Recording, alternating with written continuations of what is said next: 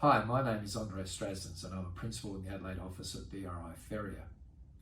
This is the third video in BRI Ferrier's series on the new insolvency law reforms for small business.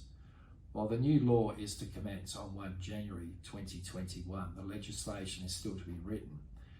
As a result, the following comments are based on information releases and fact sheets issued by the government to date. So, how will all this work? To access the new process, a company in financial distress will approach a practitioner for advice. The practitioner will assess whether the company qualifies for the new process, and after considering the facts, may advise that the new restructure process is the most appropriate option in the circumstances. In that case, the directors resolve to propose a restructure plan and appoint the practitioner as a small business restructuring practitioner. At this stage, only a registered liquidator can act as a small business restructuring practitioner. Over the next 20 business day period, the directors work with the practitioner to develop a plan to restructure the company's debts and return the company to viability. During this time, the directors remain in control of the company and can trade in the ordinary course of business. The practitioner will send the plan and supporting information to creditors and certify whether he or she considers the company can meet the proposed repayment schedule and whether the company has properly disclosed its affairs. Creditors then have 15 business days to vote on the plan. If more than 50% of creditors in value endorse the plan, it is approved and binds all unsecured creditors. Secured creditors are only bound to the extent their debt exceeds the value of their security. If the plan is approved, the business continues and the practitioner administers the plan by making payments to creditors according to the plan. If the proposal is not accepted, the process ends and the company owners may opt to go into voluntary administration or to use a simplified liquidation pathway.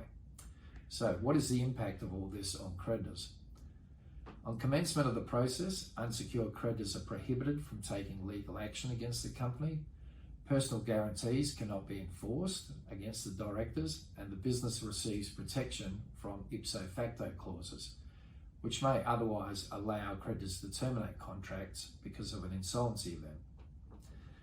Creditors' interests are to be protected by various measures, which include the role of the practitioner is to remain independent. The practitioner will have to certify that the plan is achievable.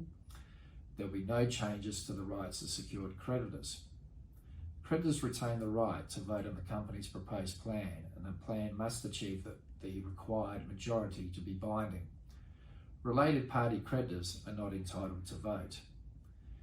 The current temporary insolvency relief measures expire on 31st of December this year. To cope with expected high demand for the new procedure until 31 March 2021, an eligible small business will be able to declare its intention to use the simplified restructuring process. This will be done through ASIC's published notices website. Following the declaration, the existing temporary insolvency relief measures will continue to apply to the business for a maximum period of 3 months until it is able to access a practitioner. Relief will only apply once a declaration is made.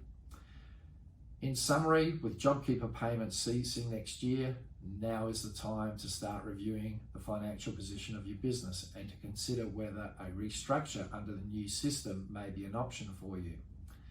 BRI Ferrier is experienced in all forms of insolvency administration and are available now to assist your business in surviving these turbulent times.